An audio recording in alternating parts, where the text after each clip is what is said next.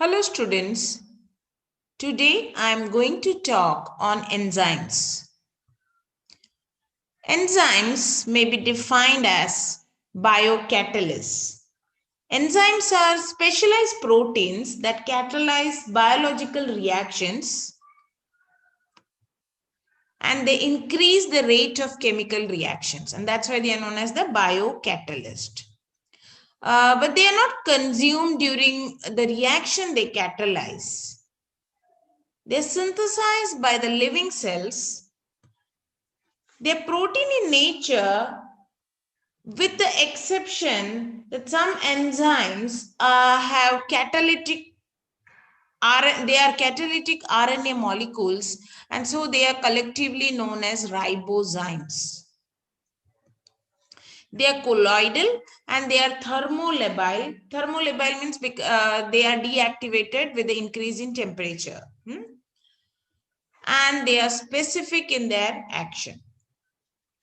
Application, or you can say the functions of enzymes are, enzymes play an important role in the metabolism, diagnosis and therapeutic roles they have. Metabolism, like all the biochemical reactions are enzyme catalyzed in the living organisms.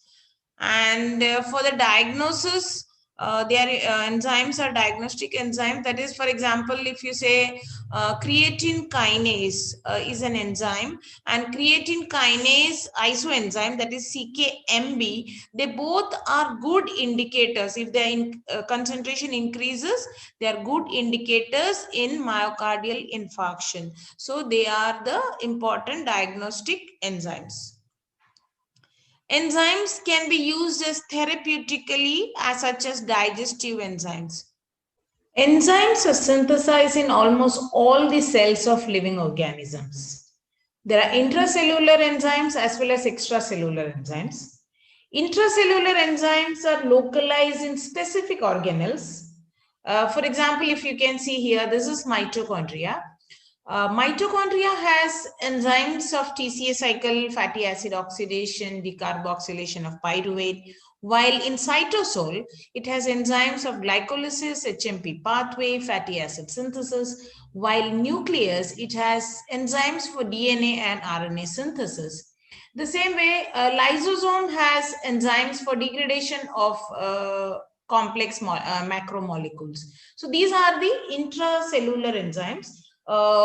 They have a purposeful pathway in each organelles, and keeping these enzymes in this particular organelles, it helps in isolating the substrate and products from other competing reactions. Okay. Then coming to the extracellular enzymes. Extracellular enzymes are secreted out from the cell origin. And like, for example, all the digestive enzymes found in alimentary canal are extracellular enzymes. They're working outside the living cells, like the salivary gland enzymes, amylase, or the gastric enzymes like pepsin, renin, or the pancreatic enzymes like lipase, trypsin, chymotrypsin. All these are the extracellular enzymes. Zymogen or proenzymes or precursor enzymes, there are a number of proteolytic enzymes found in blood or in the digestive tract are present in inactive form. That's why they are known as the precursors or the proenzyme. They are the inactive forms, and they are called the zymogens or the proenzymes, which must be cleaved. Cleaved means to break, to cut, that is to break. It must be cleaved to activate. Okay. By cleaving it, there is a conformational changes, and that helps in creating binding site for the substrate. By keeping these enzymes in the precursor form or in the proenzyme form, it helps in preventing them from catalyzing reactions in the cell where they are synthesized.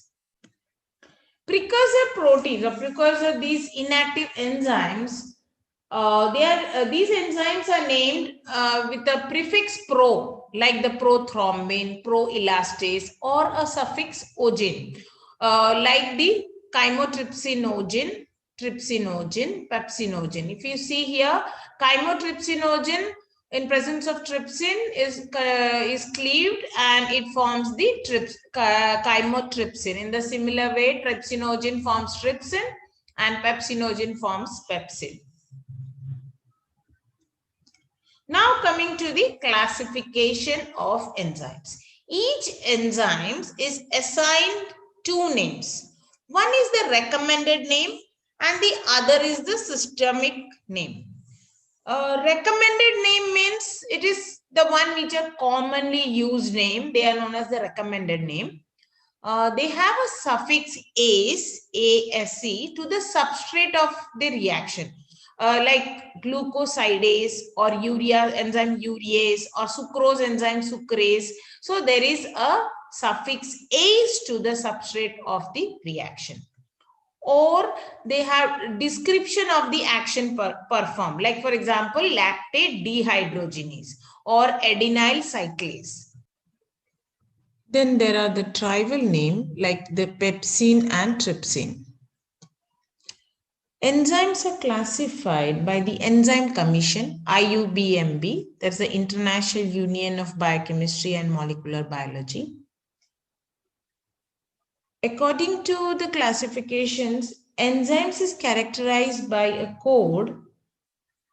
They are called the enzyme code number or EC number. Each enzyme is assigned by a 4-digit EC number. The first three digits of which define the reaction catalyst and the fourth of which is a unique identifier. So by this, enzymes are classified into 7 classes. That is oxidoreductase, transferase, hydrolysis, lyase, isomerase, ligases, and the translocase. Previously, the enzymes were classified into 6 classes, but by 2018, the Enzyme Commission IUBMB classified into the 7th class, that is the translocase. Oxidoreductases or oxidoreductase, these are the enzymes that catalyze the electron transfer oxidation reduction reactions, and all those oxidation reduction reactions are included in this class, which can be illustrated schematically as follows. That is that the substrate A and B in presence of oxidoreductase, here the enzymes catalyze the oxidation of one substrate with the reduction of another substance. Here all the oxidoreductase enzymes, they transfer electrons or hydrogen atoms from one molecule to another. We can take an important enzyme, oxidoreductase enzyme, that is a lactate dehydrogenase. Here lactate is converted to pyruvate in presence of NAD, where here one substrate is reduced while the other is oxidized. So this is one of the example of oxidoreductase enzyme. The other enzymes which are included in this category are the oxygenase, while then the oxidase. Here there is a participation of oxygen in the enzyme, and that's why these enzymes are termed as oxidases. Then there is catalase, peroxidase. All these enzymes are the oxidoreductase enzymes. Next is the transferase enzyme. As the name suggests, they transfer a functional group from one substrate to another. Here the enzymes, they transfer either amino, carboxyl, methyl or phosphor group from one molecule to another. We can show it in this form. Here X is the substance which is transferred from substrate A to B. So this is how we can show it. Or we can take an example of alanine transaminase. Here amino group is transferred from glutamate to pyruvate. So glutamate becomes alpha ketoglutarate and pyruvate becomes alanine with the acceptance of amino group. The examples are kinase, transmethylase, phosphorylase, transketolase, transaldolase. These are some of the examples of transferase. Kinases are specialized transferase that regulate the metabolism by transferring phosphate from ATP to other molecules. Next is hydrolase. Hydrolase are the enzymes that catalyze the hydrolytic cleavage. That is the breaking down. It will break the bonds between CO and CN and other covalent bonds, and it needs water to break these bonds. We can show it in this form. A and B are the substrate. In presence of water, it becomes AOH and BH. That is, it takes up OH group. The substrate A takes up the OH group. The examples are protein hydrolyzing enzymes like pepsin, trypsin, chymotrypsin, elastase, carboxypeptidase, the carbohydrate hydrolyzing enzymes like amylase, maltase, lactase, and the lipid hydrolyzing enzymes which like the lipase, and the nucleic acid hydrolyzing enzymes like the endonuclease and the exonuclease. Next is the lyases. Here also there is cleavage like the hydrolases, but here cleavage, the various bonds by means other than hydrolysis and oxidation. Here they add, these enzymes add water, ammonia or carbon dioxide across the double bonds. So it will add across the double bond or remove these elements to produce the double bonds. It will occur in both the ways. One of the examples is of aldolase. Aldolase is an enzyme of glycolysis. Here fructose 1,6-biphosphate is lysed by enzyme aldolase into dihydroxyacetone phosphate and glyceraldehyde 3-phosphate. Can you see here this bond is broken down. Other examples of fumarase and carbonic anhydrase are also examples of lyase. Next is the isomerase. They catalyze the intramolecular rearrangement. That means there is transfer of groups within molecules to yield isomeric forms. Like this, it can be a structural or geometric changes. Isomerases like aldo-keto isomerase.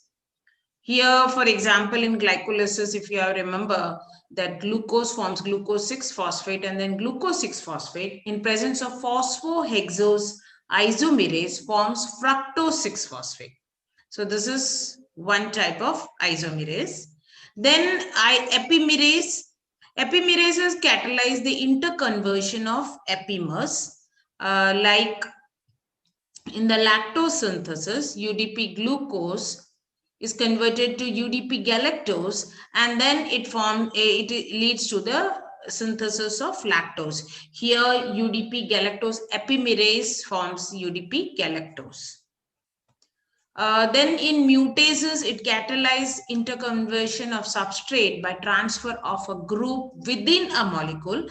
For example, glucose 6-phosphate. Here the phosphate is on the carbon 6 and it forms to glucose 1-phosphate by the phosphoglucomutase. So here the phosphate is on the carbon 1 of glucose. Then there is racemase, which catalyze the interconversion of D and L forms. We can have an example like L-alanine. In presence of alanine, racemase forms D-alanine. Okay, so this is one form of isomerase. The next is the ligases. Ligases are also known as synthetase.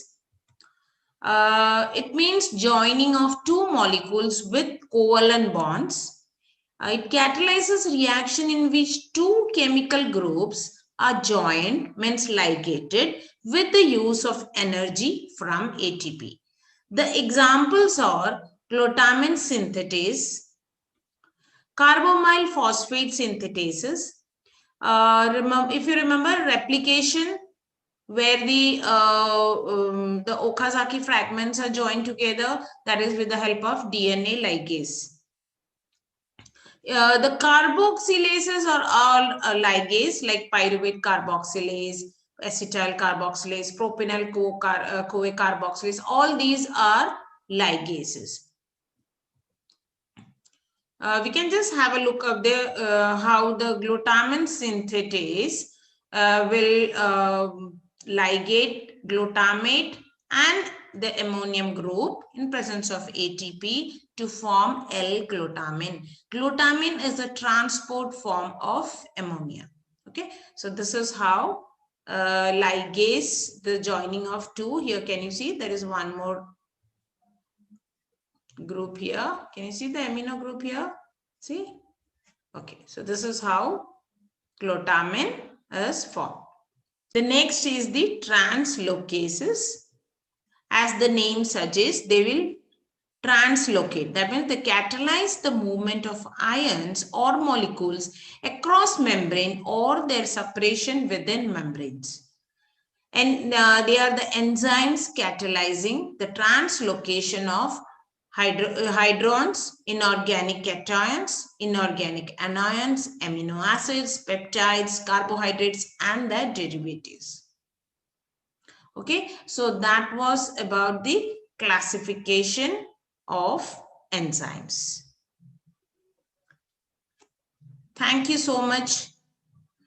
Those who haven't subscribed, please do subscribe, okay, so that you can get the latest update of my new videos. Thank you.